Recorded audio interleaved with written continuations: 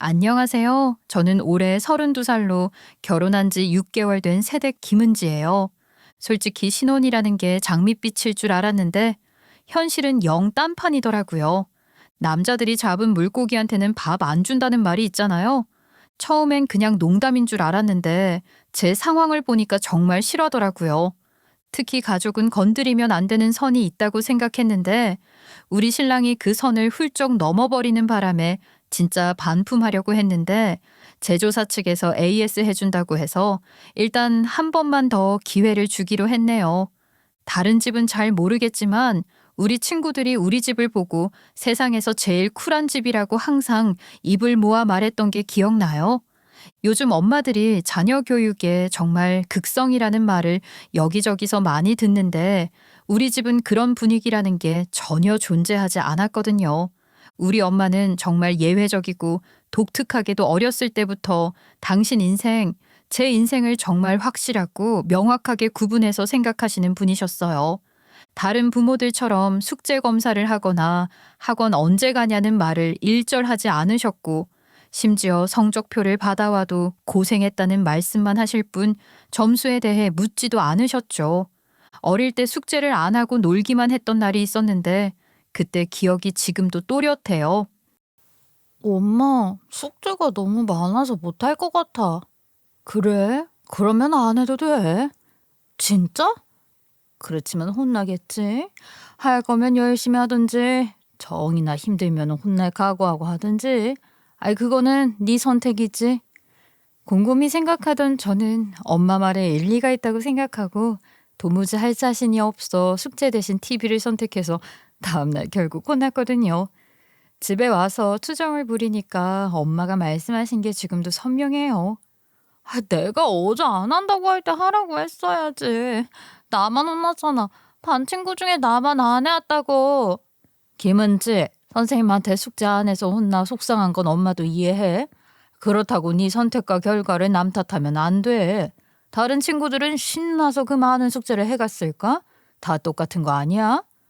그래도 엄마가 숙제하라고 했으면 항상 네가 하기 싫어하는 모든 것에 엄마가 붙들고 시켜야 해? 언제까지? 몇 살까지 엄마가 그래주면 되는 건데 너 정말 그걸 원해? 그런 식으로 제가 하고 싶은 거 있으면 마음껏 해보라고 응원해 주시면서도 그 모든 선택에 대한 결과와 책임은 온전히 제가 감당해야 한다는 점을 자연스럽게 체득하게 해주셨죠.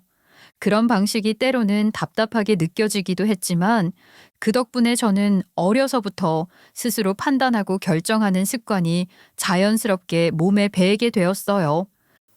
은지야, 너네 엄마 진짜 신기하다. 우리 엄마랑은 완전 달라.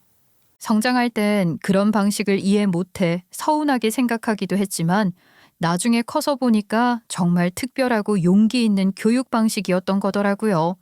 대부분의 부모들은 자녀가 실수할까봐 뒤처질까봐 불안해서 미리 다 챙겨주려고 하시는데 우리 엄마는 완전히 달랐으니까요. 물론 제가 실수를 하거나 속상한 일이 생겨서 눈물을 흘리며 집에 들어오는 날에는 따뜻하고 부드럽게 토닥여 주시면서 조언도 해주셨는데 그 조언이라는 게 책에서 나오는 그런 뻔하고 교과서적이며 재미없는 말들이 아니라 엄마 자신이 살아오면서 직접 겪었던 정말 솔직하고 생생한 경험담들이었거든요. 은지야, 엄마가 너 정도 나이였을 때 정말 비슷한 일이 있었는데 말이야. 절친이었던 친구랑 정말 크게 싸웠는데 누가 옳고 그른지 도저히 모르겠더라고. 정말? 그래서 어떻게 됐어? 화해는 했었어? 그때 네 할머니가 그러시더라. 옳고 그름을 따지는 것보다는 네가 나중에 후회하지 않을 선택을 하는 게 더 중요하다고. 그래서 먼저 사과했지. 자존심이야 많이 상했지만 그 친구를 잃고 싶지 않았거든.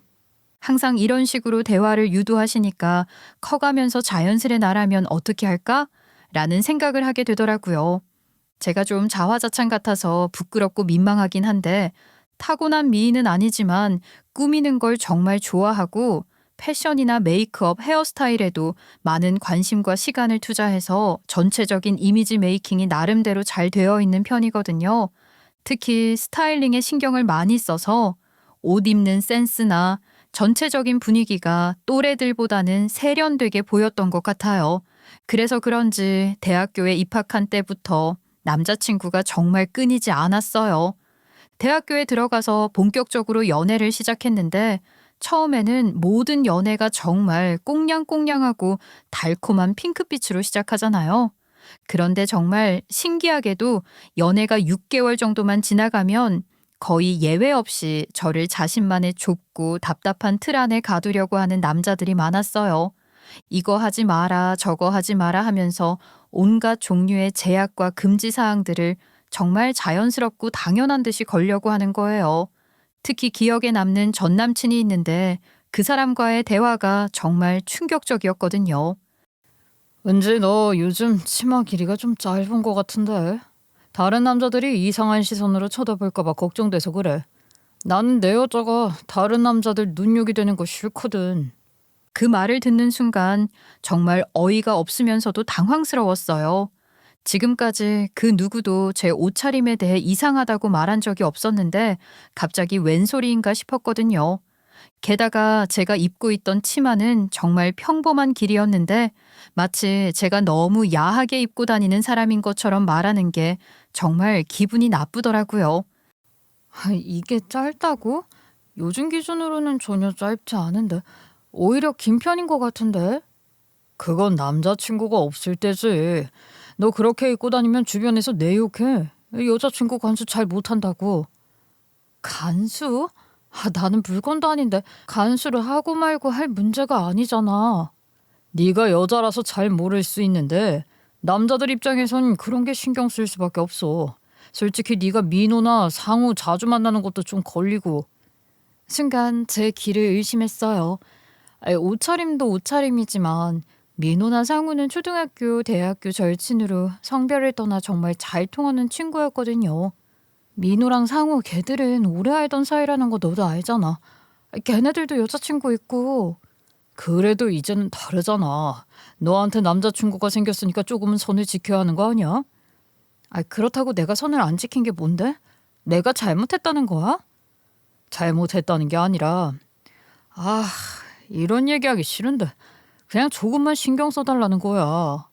이런 틀에 박힌 생각을 하는 사람들과 제가 맞을 리가 절대 없었어요. 저는 완전한 방목형으로 자유롭게 자란 사람이니까요. 그런데 방목형이라고 해서 무질서하거나 무계획적으로 사는 건 절대 아니거든요. 그 자유로운 환경과 분위기 안에서도 나름의 명확한 체계와 확고한 원칙들을 갖고 생활하고 있기 때문에 오히려 어릴 때부터 정해진 틀과 엄격한 규칙 안에서만 자란 사람들이 저 같은 사람을 이해하고 감당하기에는 너무 힘들었을지도 모르겠어요. 그래서 그런지 1년을 넘기는 긴 연애를 해본 적이 한 번도 없었던 제가 지금의 남편을 만나게 되었고 무려 3년이라는 긴 시간 동안 연애를 꽉 채우고 마침내 결혼까지 하게 된 거예요. 남편은 봉사 동호회에서 만났는데 그렇게 몇 번 남자친구들과 헤어지다 보니까 더 이상 쓸데없는 곳에 시간 낭비하지 말고 정말 의미 있는 일을 하고 싶다는 생각이 들었거든요. 그렇게 봉사활동에 나갔다가 저도 남편도 각각 임원직을 맡게 되면서 정기회의나 일반 봉사활동 외에 개인적인 만남이 자주 생기게 되었고 그 과정에서 서로에 대해 자연스럽게 알아가게 되었어요. 남편은 기본적으로 성인이니까 상대방의 의사를 존중해야 한다는 마인드를 확고하게 가지고 있는 사람인 만큼 본인도 불필요한 터치나 간섭받는 걸 별로 좋아하지 않았는데 기본적인 라이프 스타일 자체가 제가 봐도 정말 건전하고 괜찮았기 때문에 전혀 문제될 게 없었거든요. 연애할 때도 상대방에 대한 존중이 항상 기본적으로 깔려 있었어요. 오빠는 정말 신기해. 친구들이랑 술 마시고 와도 꼭 미리 연락해주고 늦어지면 또 연락해주고. 그건 당연한 거 아니야? 은지가 걱정할 수도 있는데 연락 안 하면 안 되지. 다른 남자들은 그런 거 귀찮아하던데 감시받는 기분 든다고. 감시가 아니라 배려지. 나도 은지가 어디서 뭐 하는지 알고 있으면 안심되는 거랑 같은 거야. 저보다 5살이 많았는데 회사에서도 정말 인정받는 사람인 것 같더라고요. 오빠 회사 사람들이 정말 오빠를 좋아하는 것 같아. 매번 생일 때마다 선물도 많이 받고. 그냥 서로 챙겨주다 보니까 그런 거지. 직장 생활도 결국 사람 대 사람이니까. 에이, 그래도 생각하는 거랑 실제 행동하는 거, 그리고 상대방 마음까지 다 쉬운 건 아닌데. 대인관계는 물론 운동을 정말 꾸준히 좋아해서 자기 관리도 철저했고 제 기준에선 가정교육을 잘 받은 사람이라고 생각하기 충분했어요. 그러다 보니 결혼까지 물 흐르듯 자연스럽게 흘러갔던 것 같아요. 물론 연애하는 동안 크고 작은 싸움이나 의견 차이는 물론 몇 번 있었지만 그 모든 게 다 상식적인 수준에서 충분히 넘어갈 수 있는 것들이었고 오히려 서로를 더 깊이 이해하는 데 도움이 되었던 일들이라서 그렇게 3년 동안 연애하고 결혼까지 가게 되었어요. 상견례 자리도 정말 무난하게 진행되었고 결혼 준비 과정도 별다른 마찰 없이 순조롭게 흘러갔어요. 남편이 모든 과정에서 제 의견을 먼저 물어보고 존중해 줬거든요. 회사 사람들이 그러는데 결혼식은 무조건 신부가 원하는 대로 해야 한대. 그래야 평생 아쉬움 없다고. 에이, 그런 게 어딨어. 결혼은 같이 하는 건데. 아니야. 난 네가 행복하고 좋아하는 거면 나도 좋아. 그렇게 정말 꿈 같은 결혼식을 올리고 드디어 신혼생활이 시작되었어요. 그때만 해도 이런 완벽한 사람과 결혼해서 정말 행복할 거라는 확신만 가득했었죠. 그런데 그거 아세요? 모든 비밀은 결혼 후에 풀린다는 말이 정말 맞더라고요. 혼전 동거를 권하는 건 아니지만 생활 습관이나 이런 세세한 부분들은 정말 같이 살아봐야 나오는 것 같아요. 물론 연애할 때 남편의 자취방에 안 가본 게 아니기 때문에 기본적인 생활 습관 자체가 문제가 된 건 아니었어요. 오히려 남편은 정말 깔끔하고 체계적으로 생활하는 사람이었거든요. 그런데 결혼이라는 게 아무래도 양가 가족이 합쳐지는 거다 보니까 둘만의 문제가 아니라 가족들이 개입되면서 뭐지? 하는 상황들이 하나둘씩 생기기 시작하더라고요. 제 경우에는 정말 예상치 못했던 부분에서 문제가 터졌는데 바로 남편의 입이었어요. 더 정확히 말하면 남편의 말버릇이었고 그 대상은 다름 아닌 우리 엄마였기 때문에 별게 아니라고 치부하고 넘길 수 없게 되더라고요. 물론 처음에는 정말 별 시덥지 않은 거였어요. 김치 같은 밑반찬에 대한 이야기였는데 정말 사소해서 대수롭지 않게 넘어갔던 기억이 나요. 은주야, 우리 엄마 김치는 젓갈을 좀 많이 넣어서 깊은 맛이 나는데 장모님 김치는 좀 담백하네. 우리 엄마가 원래 짜게 안 드시거든. 아빠가 예전에 고혈압으로 고생하셨거든. 그래서 젓갈도 적게 넣으시는 것 같아. 아, 그래서 좀 심심한 느낌이 드는구나. 우리 엄마 김치는 김치만 먹어도 밥 한 그릇은 뚝딱인데. 그때는 정말 단순한 음식 취향 차이라고 생각했어요. 그래서 정말 아무 생각 없이 그렇구나 하고 넘어갔는데 지금 생각해보니 그때부터 이미 비교가 시작되고 있었던 거더라고요. 저희 엄마는 음식을 강하고 짜게 만들기보다 자극적이지 않고 건강을 생각하시며 만드시는 분이세요. 반면 시어머니는 좀 더 전통적인 방식으로 진한 맛을 선호하시는 것 같았지만 어디까지나 그런 부모 밑에서 컸으니 식성이 다른 건 당연한 거라 여겼던 거죠. 멸치볶음에 청양고추도 아니고 아삭이고추를 넣는 사람이 다 있네. 우리 가족들이 매운맛을 잘 못 먹거든. 그리고 음식에 정해진 답이 어딨어. 취향껏 만드는 거지. 취향이라도 선호하는 맛이 있잖아. 멸치볶음이 달달하니까 매콤한 걸로 중화시키는 건데, 아유, 장모님은 하여간 신기해. 신기하다는 게 무슨 뜻이야? 아니야, 나쁜 뜻 아니고 그냥 독특하다는 거지. 그런데 차츰 비교하는 게 정도가 지나치는 느낌이 드는 거예요. 솔직히 엄마가 반찬을 같이 먹으라고 넉넉하게 해주신 건 맞지만 어디까지나 딸인 저를 생각하는 거지 사위 먹으라고 만드시는 건 아니잖아요. 당신 딸 힘들지 말라고 맛있게 먹으라고 해주시는 건데 그런 건 안중에도 없는 듯 굳이 왜 이런 음식을 해주시는지 같은 발언들이 차츰 신경을 거슬리기 시작하더라고요. 나도 어머니 음식 입에 맞는 거 아니야. 근데 당연한 거 아니야? 각자 엄마가 해준 음식이 제일 맛있는 거니까. 굳이 안 먹어도 되니까 먹으면서 그런 말 좀 그만했으면 해. 솔직히 듣기 좀 거북해. 그래서 어느 날 작정하고 말했어요.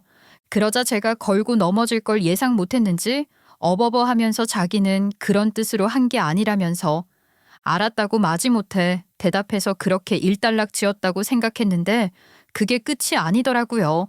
처음에는 정말 우연의 일치라고 생각했는데 점점 패턴이 보이기 시작하더라고요. 뭔가 의도적으로 우리 엄마와 시어머니를 비교하려는 것 같은 느낌이 들기 시작했거든요. 작고 사소한 다른 것들에서 하나둘씩 우리 엄마와 시어머니를 계속 비교하기 시작했거든요. 은자, 여기 구석까지 청소한 거 맞아? 먼지가 그대로 있는데. 혹시 장모님이 그렇게 청소하시는 건가? 나는 우리 엄마 닮아서 구석구석 하는데. 거기 아직 청소 안 했어.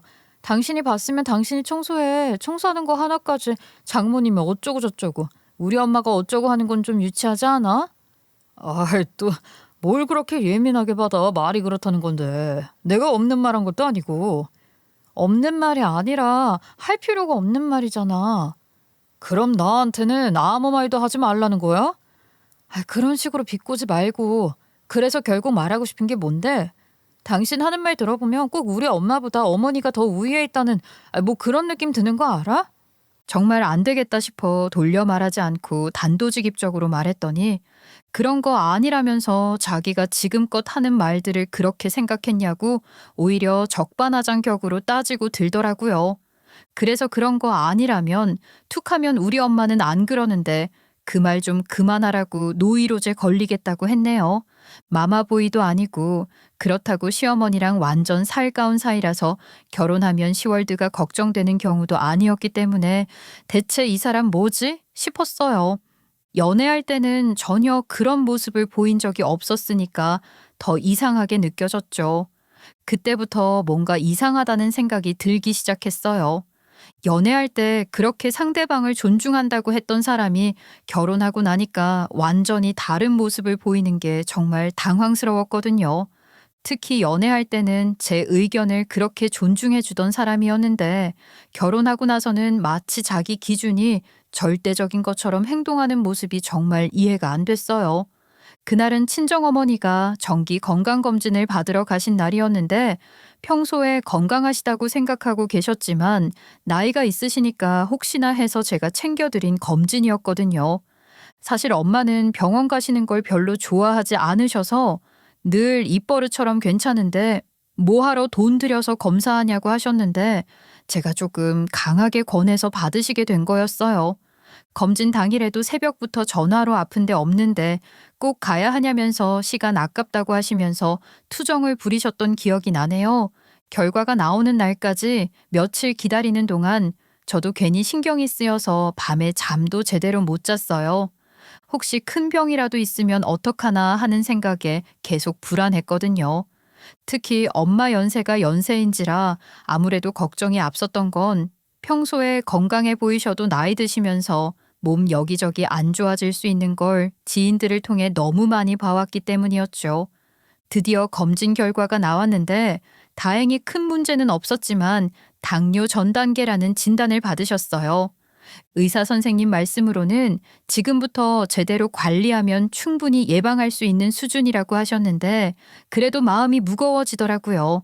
당뇨라는 게 한번 시작되면 평생 관리해야 하는 병이기 때문에 엄마 성격상 식단 조절이나 운동 같은 걸 꾸준히 하실 수 있을까 하는 걱정도 들었고요.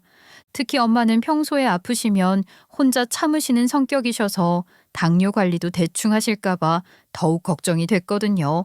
정기적으로 체크해 드려야겠다는 생각이 들었어요. 그래서 바로 엄마한테 전화를 드렸죠. 엄마, 검진 결과 나왔는데 큰 문제는 아닌데 당뇨 전 단계래. 당뇨약 먹기 시작하면 고혈압도 생기고 약해질 수 있으니까 식단 조절, 운동 꾸준히 꼭 해야 해. 아유, 나이 들면 당뇨, 고혈압 없는 사람이 어디 있다고. 걱정하지 마. 잘 조절할 테니까. 엄마, 고구마 줄여야 해. 그게 혈당 올리는데 쥐약이래. 아유, 그래, 알아. 적당히 먹고 많이 움직일 테니까 그만 잔소리해. 엄마가 해도 아니고. 엄마는 의외로 담담하게 받아들이셨는데 저는 여전히 마음이 무거웠어요. 오히려 저보다 엄마가 더 의연하셔서 괜히 제가 호들갑 떤 것 같은 기분도 들었지만 그래도 자식 입장에서는 걱정이 될 수밖에 없잖아요. 저녁에 집에 온 남편한테 이 얘기를 했더니 처음에는 정말 다행이라고, 큰 병은 아니라서 다행이라고 하더니 잠깐 뒤 걱정하는 투로 말하는데 이상하게 귀에 거슬리더라고요. 정말 몇 초 만에 표정이 바뀌면서 마치 뭔가 분석하는 듯한 표정을 짓더니 갑자기 의사라도 된 것처럼 원인을 찾아내려는 듯한 말투로 바뀌었는데 그게 정말 어색하고 부자연스러웠어요. 그런데 아무래도 장모님이 운동 부족이신 것 같긴 해. 우리 엄마는 계속 농장일 하시면서 몸을 움직이셔서 잔병치레가 없거든. 역시 몸을 많이 움직여야 건강한가 봐. 당뇨 그게 쉴 새 없이 먹기만 해서 걸리는 병이잖아.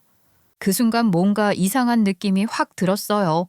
겉으로는 걱정하는 척하면서 은근히 우리 엄마를 게으르다고 하는 것 같았거든요. 친정어머니는 나름대로 바쁘게 사시는 분인데 농장일 안 한다고 해서 운동 부족이라니요. 집안일도 직접 다 하시고 시장도 걸어서 다니시고 하는데 말이에요. 그래서 저도 유치하지만 똑같이 받아쳤죠. 어머니는 당신 말대로 잔병치레 대신 골병 드셨잖아. 무릎도 아프시고 허리도 아프시고 쉬고 싶은데 농장 팔 수도 없으니까 계속 고생하시잖아. 아이 그런 거 모르고 건강하다고 말하는 당신은 참 그렇다. 남편이 순간 표정이 굳어지더라고요. 자기 엄마가 농장일로 몸이 성한 데가 없다는 걸 누구보다 잘 아니까 할 말이 없어진 거였어요. 평소에 시어머니가 무릎이 아프다거나 허리가 끊어질 것 같다고 하시는 말씀을 저도 몇 번 들었거든요. 그런데 남편은 자기 엄마 아픈 건 당연하다며 넘어가면서 우리 엄마 일에 대해서는 유독 원인을 찾으려고 하는 게 정말 이해가 안 됐어요. 이런 이중잣대가 어디 있나 싶었죠. 그거는 나이 드시면 어쩔 수 없는 거고. 그럼 우리 엄마 당뇨는 그 당뇨 전 단계인 것도 나이 드시면 어쩔 수 없는 거지. 요즘 젊은 사람들도 식습관 때문에 당뇨 고혈압 시작 연령 낮아지는 추세라고 TV에서 말하는 거 보고도 그래? 아이 누가 뭐래냐? 그런 뜻으로 말한 게 아닌데 왜 또 그렇게 예민하게 받아들이고 그래? 아이 참 무서워서 말을 못하겠네. 무섭긴 해? 그런 사람이 교묘하게 어머니는 안 그런데 우리 엄마는 어쩌고 저쩌고 매번 그렇게 바꿔서 말해? 그때부터 분위기가 정말 싸해졌어요. 남편은 자기가 그런 의도로 말한 게 아니라고 계속 변명만 하더라고요. 나는 정말 걱정해서 말한 건데 왜 자꾸 삐딱하게 받아들이는 거야? 삐딱하게 받아들이는 게 아니라 실제로 그렇게 말하잖아. 엄마가 아픈데 위로는 못할 망정 어머니랑 비교하면서 은근히 깎아내리기나 하고.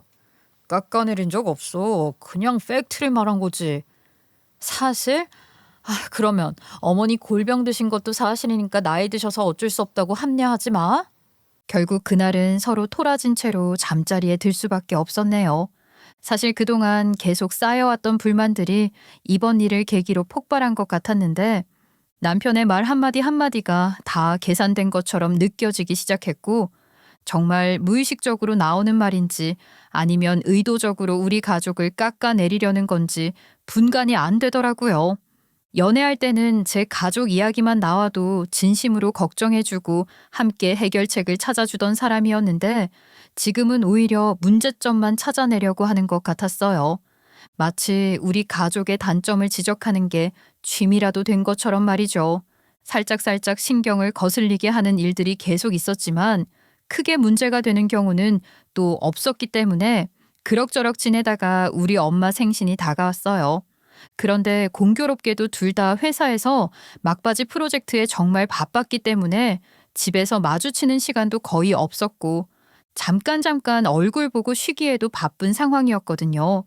들어오는 시간도 출근하는 시간도 제각각이었던 데다가 심지어 둘 다 주말에도 나가야 하는 상황이었어요.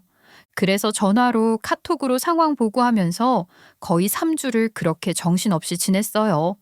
그 3주간의 프로젝트가 끝나갈 무렵에 우리 엄마 생신이 있었는데 제가 준비를 거의 못할 것 같아서 결혼한 친정오빠가 새언니랑 함께 준비한다고 해서 정말 고마웠어요. 준비라고 하면 거창하게 들릴 수도 있지만 저희 집은 생일이면 늘 맛있는 곳에서 외식하고 맛있는 케이크 사서 온 가족이 커피랑 함께 엄마 집에서 먹으면서 오순도순 이야기하는 게 전통이었거든요.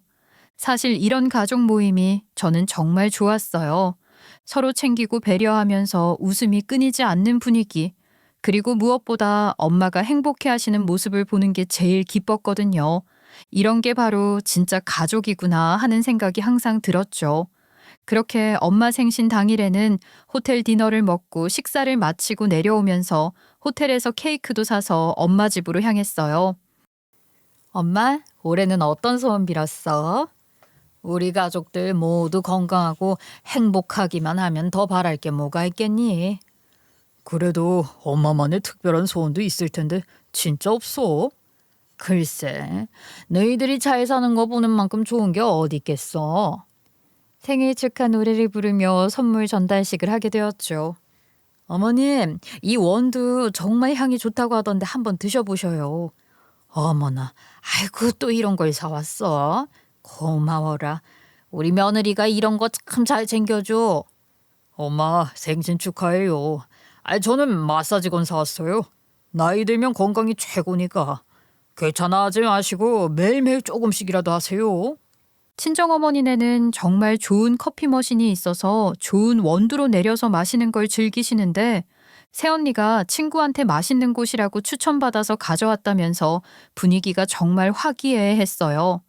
가족애가 없는 편은 아니지만 그렇다고 아무 날도 아닌데 선물을 주고 받을 정도로 살가운 건 또 아니라 선물을 같이 보는 재미도 솔솔했죠. 엄마, 생신 축하해요.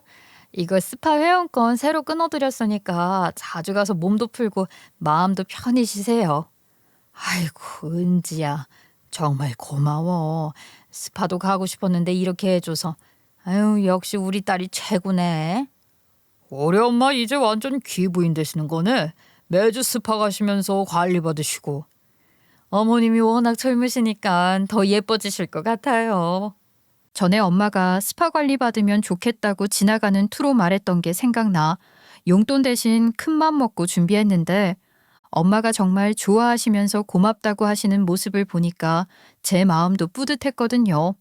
오빠나 새언니는 자연스럽게 엄마와 대화하고 농담도 주고받으면서 정말 가족 같은 모습이었는데 남편만 혼자 어색하게 겉돌고 있는 게 너무 대조적이었어요. 그런 따뜻한 분위기 속에서도 남편만 혼자 어색하게 웃고만 있는 모습이 정말 어색한 게 마치 남의 집에 온 손님처럼 행동하는 게 눈에 띄게 티가 났거든요. 집으로 오는 차 안에서 그런 남편이 못내 얄미웠어요. 아무리 생각해도 이해가 안 됐거든요. 친구가 생일 초대해서 가도 하다못해 카카오톡 기프티콘이라도 보내는데 하물며 장모님인데 말이에요. 여담으로 혹시 연애 때 몰랐냐고 물으시는 분들이 계실 것 같아서 말씀드리자면 정말 몰랐어요. 연애할 때는 양가 부모님 챙기는 일 없이 서로에게만 집중했고 양가 부모님 다 결혼을 약속한 후 상견례 하면서 처음 뵙게 된 거였으니까요. 아시겠지만 시댁 가까이에서 좋을 거 없다는 말을 너무 많이 들어서 결혼까지 갈지 안 갈지 확신이 안 섰는데 예비 시댁에 잘하고 싶지 않았고 제 마음처럼 남편도 그럴 테니까 굳이 요구하지 않았기 때문이었어요. 정말 어이가 없다. 친구 생일에도 선물 하나씩 챙기는 당신이 장모 생신에는 빈손이야? 왜 그렇게 따지고 들어? 가서 축하드렸잖아. 축하한 게 그거야? 멀뚱멀뚱 앉아서 케이크나 먹고? 그러면 뭘 어떻게 하기를 원해. 뭐 춤이라도 추어? 연애할 때는 그렇게 매너 있고 배려심 많은 사람이라고 생각했는데 결혼하고 나서는 완전히 딴판이 되어버린 것 같았어요.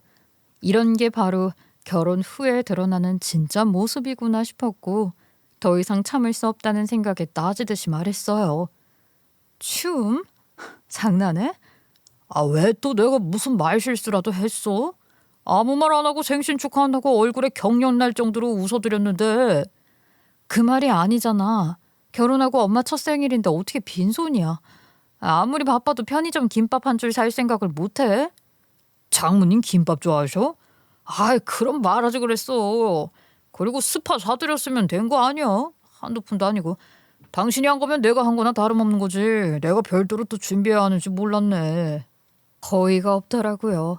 말꼬투리를 잡고 늘어지기로 작정을 했는지 아니면 모르쇠로 일관하기로 했는지 모르겠지만 제가 하는 말귀를 못 알아듣는 척 돌려 말하는 남편을 보고 있자니 가만히 있을 수 없다고 생각했어요. 아주 끝장을 보자는 심산이었던 거죠.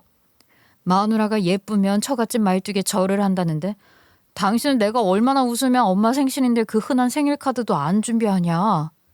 그런 것까지 내가 왜 해야 해. 봐봐. 바쁜 시간 쪼개서 피곤한데 집까지 따라가서 축하 케이크까지 같이 먹어주고 온 사람이야. 그리고 솔직히 장모가 네 엄마지 내 엄마는 아니잖아. 아, 내가 그런 세세한 것까지 신경 써야 해? 그 말을 듣는 순간 이 인간 뭐지? 사람의 탈을 쓴 개의 자식인가? 별의별 생각이 다 들었어요. 상식선에서 이야기가 오갔다면, 아니 말꼬투리라도 잡고 늘어졌다면 각 잡고 따지고 들면서 참교육시켜줄 생각이었는데 이건 논외잖아요. 사람이면 어떻게든 말을 섞을 텐데 제 기준으로 이건 사람이 아니었던 거예요. 어이없는 면박에 아무 대꾸하지 않고 입을 꾹 다물었어요. 듣지 않는 사람에게 아무리 말해봤자 소용없다고 생각했던 전 되갚아 줘야겠다는 생각뿐이었거든요. 그렇게 냉랭하게 며칠을 보냈는데 시어머니가 갑자기 저희 집에 오셨어요. 아마 서울에 볼 일 있어서 오신다고 남편한테 연락했겠지만 친정엄마 생신 이후 찬바람이 쌩쌩 부니 저에게 별다른 말을 하지 않았던 거겠죠. 정말 절묘한 타이밍이었어요. 남편의 그 몰상식한 말을 들은 후 며칠 동안 어떻게 복수할지 고민하고 있었거든요. 그런데 마치 하늘이 기회를 준 것처럼 시어머니가 나타난 거예요. 자기야, 이리 나와봐. 엄마 오셨어.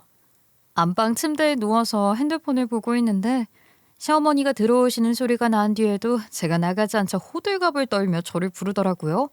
그러든지 말든지 저는 계속 핸드폰을 보며 침대에 누워 있었는데 안방 문이 열리는 거예요. 아이, 당신 뭐해? 엄마 왔는데 나와보지도 않고. 당연히 제가 나와야 한다고 말하는 남편 뒤로 시어머니 모습이 보이더라고요. 그제서야 저는 못 이기는 척 슬그머니 일어나 거실로 향했는데 시어머니와 눈이 딱 마주쳤어요.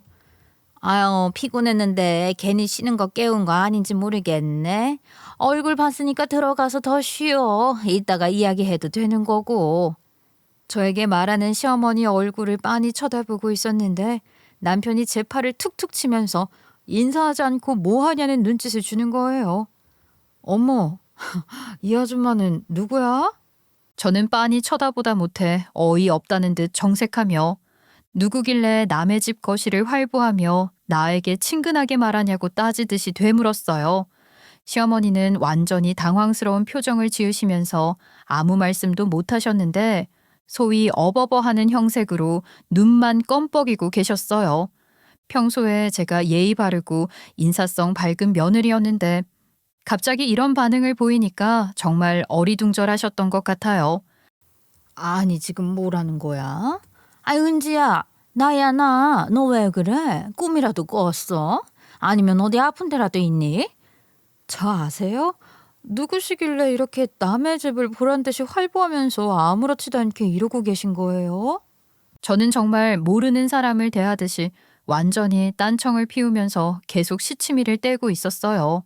시어머니는 점점 더 당황하시면서 제 얼굴을 유심히 들여다보시더니 혹시 제가 머리라도 다쳤거나 무슨 정신적 충격을 받은 건 아닌가 하는 표정까지 지으시는 거예요.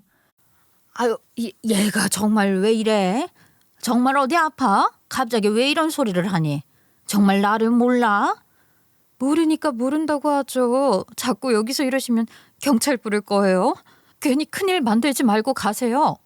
저는 계속 모르는 척 제 집에서 나가라는 식으로 말하니까 시어머니는 무슨 일이 있는지 처음엔 걱정하시다가 저와 남편이 싸운 걸 짐작하신 듯 더 이상 정말 괜찮냐는 말 대신 상황을 지켜보시는 것 같았어요. 대신 눈치 없는 남편만 제 팔을 계속 툭툭 치고 있었죠. 왜 그래? 그때 그 일 때문에 그래? 아무리 그래도 그렇지. 우리 엄마가 있는 데서 이러면 내가 뭐가 돼? 당신 아시는 분이었어? 뭔 소리야, 진짜 우리 엄마잖아. 아, 왜 갑자기 이래? 정신 나갔어? 아, 당신 엄마? 난 또 누구라고? 앞으로 미리 말해줘. 무단 침입인 줄 알고 경찰에 신고할 뻔했잖아. 이제야 긴장이 풀려 다행이라는 듯 안도하며 말하자 남편은 어이없어 하더라고요. 단둘이 있을 때 하는 것도 아니고 제가 시어머니가 계신 앞에서 이렇게 할 줄은 몰랐겠죠. 유치하게 왜 이래? 엄마 앞에서 이러지 말고 엄마 집으로 내려가시면 그때 이야기해. 왜? 여긴 당신 집이기도 하지만 내 집이기도 해. 손님 초대할 거면 미리 말해서 동의 받아줘. 불편해서 쉬지도 못하고 이게 뭐야? 처음에 시어머니는 영문을 모르고 계셨지만 제가 계속 일관된 표정으로 시어머니를 남처럼 대하니까 뭔가 심상치 않다는 걸 느끼신 것 같았어요. 아유, 너희들이 싸웠구나. 왜 이런 분위기야? 뭔 일이 있었어? 속으로 시어머니가 끝까지 저희가 해결하길 기다리면 어떡하지? 좀 더 강렬한 한 방을 날리고 싶은데 라고 생각하면서 기회를 노리고 있었는데 드디어 기다리던 순간이 온 거예요. 그래서 저는 아주 냉정하게 정말 처음 보는 사람에게 말하듯 차갑게 대꾸했죠. 저희 부부 일이에요. 아줌마는 상관없으니까 빠지세요. 괜히 남의 집 문제에 눈치 없이 끼어들지 마시고요. 남편은 제가 시어머니를 아줌마라고 부르는 걸 듣고는 정말 기가 막힌다는 표정으로 소리를 질렀어요. 자기 엄마를 아줌마라고 부르는 저를 보면서 완전히 이성을 잃은 것 같더라고요. 예의도 없이 뭐 하는 거야? 당장 우리 엄마한테 사과해. 너 미쳤어? 바로 그 순간이었어요. 제가 기다리고 기다렸던 그 완벽한 순간이 드디어 온 거죠. 저는 아주 또박또박 남편이 며칠 전에 저한테 했던 그 말을 정확히 그대로 되돌려줬어요. 똑같은 톤으로 똑같은 느낌으로 말이에요. 왜 내가 사과해야 해? 네 엄마지 내 엄마 아니잖아. 내가 네 엄마 비위까지 맞춰야 해? 그 말이 떨어지자마자 거실의 공기가 완전히 얼어붙었어요.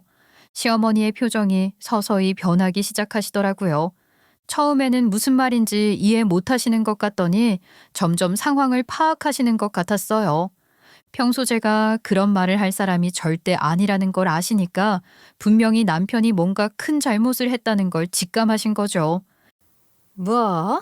지금 뭐라고 한 거야? 은지가 왜 그런 말을? 엄마, 은지가 괜히 장난치는 거야. 사실 며칠 전에 좀 다퉜는데 유치하게 엄마 앞에서 시위하는 거라고. 시위? 난 당신이 한 말 그대로 하는 건데? 남편이 자꾸 상황을 무마시키려고 하는 모습을 보니까 정말 화가 치밀어 올랐어요. 지금까지 저만 이상한 사람 만들려고 하더니 시어머니 앞에서도 똑같은 수법을 쓰려는 거잖아요. 그 모습을 지켜보시던 시어머니는 점점 더 심각한 표정이 되시면서 남편을 매서운 눈으로 노려보기 시작하셨어요. 이 사건의 발단이 남편이라는 걸 더 이상 방관하지 않겠다는 듯 말이에요. 저는 그 모습을 지켜보면서 가슴이 두근거리더라고요. 저만 이상한 년이 되던가 아니면 시어머니가 제 편이 돼서 남편을 정신 차리게 해주던가 뭐 아니면 도인 상황이었으니까요. 너 설마 안사돈 에게 막말했어? 그래? 아니 엄마 내가 무슨. 왜? 내가 예민한 사람이라고 몰고 가더니 왜? 네 엄마한텐 차마 그렇게 말 못하겠어? 장모가 네 엄마 아닌 것처럼 시어머니가 내 엄마 아닌 건 맞잖아. 왜 말을 못해? 그 말이 끝나자마자 정말 상상도 못했던 일이 벌어졌어요. 시어머니가 갑자기 남편 등을 잇는 힘껏 때리시는 거예요. 진짜 등짝 스매싱이었어요. 탁 소리가 정말 크게 났고 시어머니보다 훨씬 큰 남편이 앞으로 휘청거리면서 몸을 움츠리더니 아파서 손으로 등을 문지를 정도였어요. 거실에 울려 퍼진 그 소리에 저도 깜짝 놀랐지만 동시에 무언가가 해결되는 느낌이었어요. 시어머니의 손이 떨리고 계시는 게 보였는데 그만큼 분노가 컸다는 뜻이겠죠. 그런데 남편이 정말 억울하다는 듯 시어머니를 향해 울부짖더라고요. 엄마 왜 때려? 때릴 거면 내가 아니라 시어머니 우습게 하는 죄 아니야? 그 말을 들은 시어머니는 더욱더 화가 나셨는지 이번에는 정말로 작정을 하고 남편을 향해 연달아 손바닥을 등짝으로 막 때리기 시작하셨어요. 내가 너 그렇게 키웠어? 이게 타지에서 고생한다고 오냐오냐 해줬더니 정신줄을 놨네. 정신줄을 놨어. 시어머니가 남편을 때리실 때마다 저는 속으로 박수를 치고 있었어요. 평소에 그렇게 의젓하게 굴던 남편이 엄마 앞에서는 완전히 쫄아버린 모습이 우스우면서도 시원했거든요.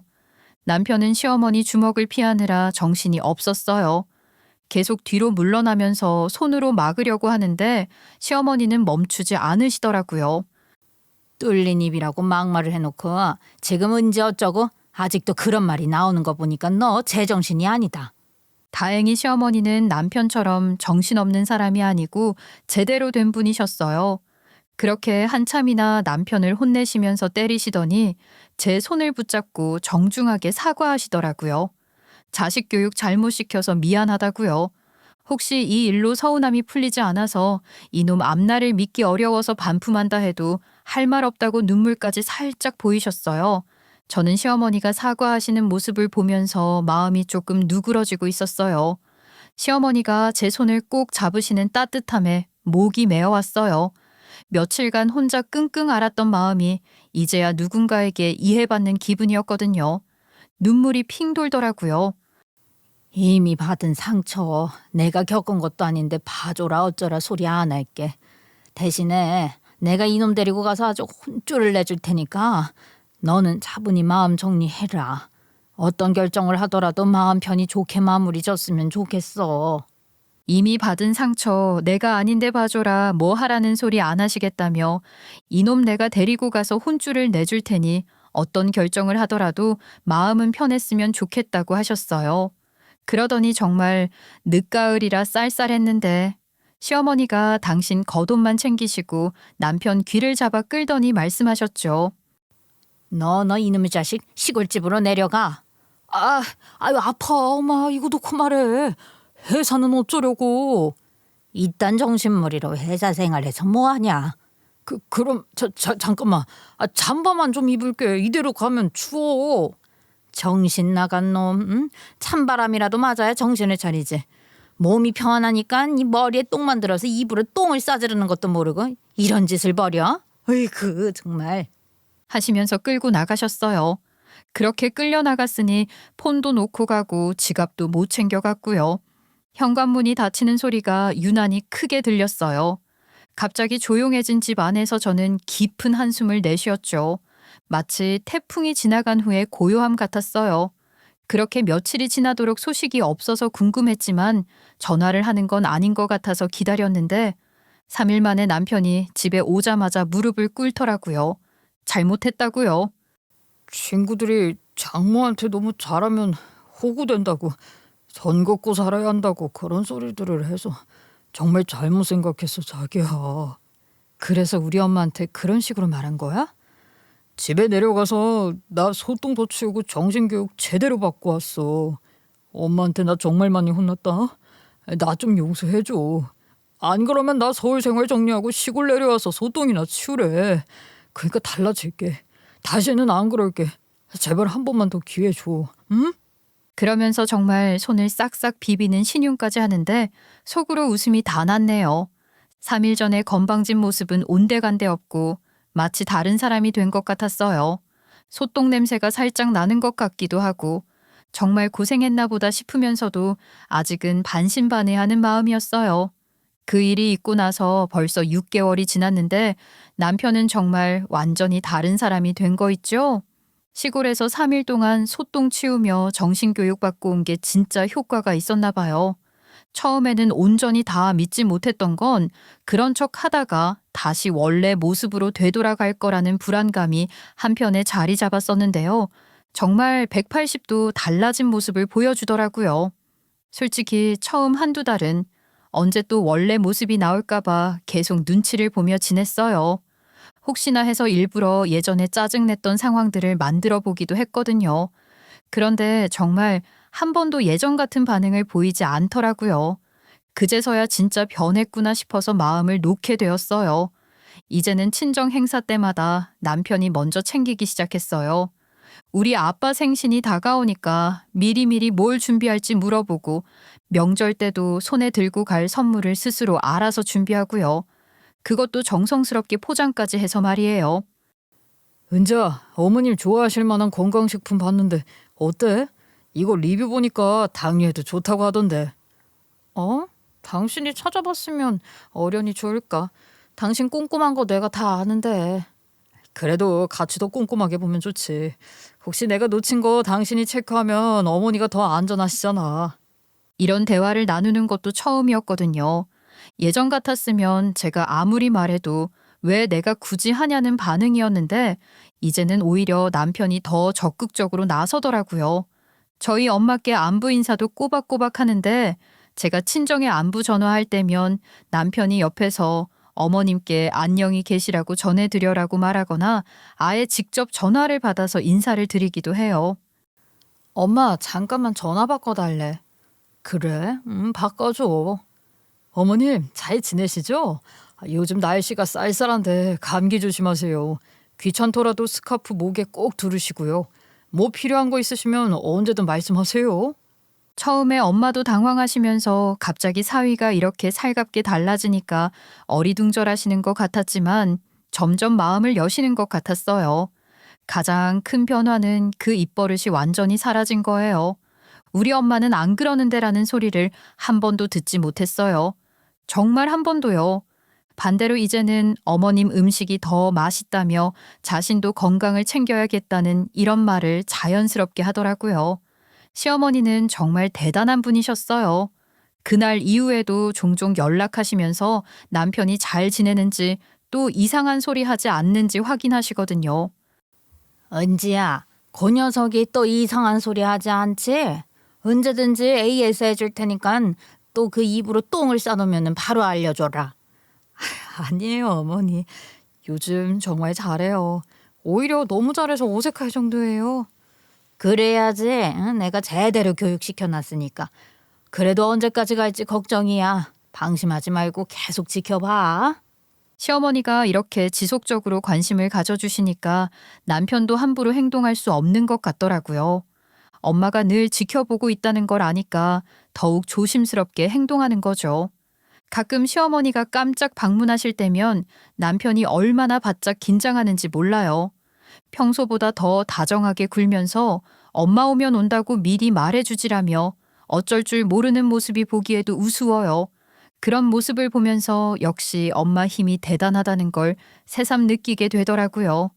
친구들한테 이 이야기를 해줬더니 다들 부러워 죽겠다고 하더라고요.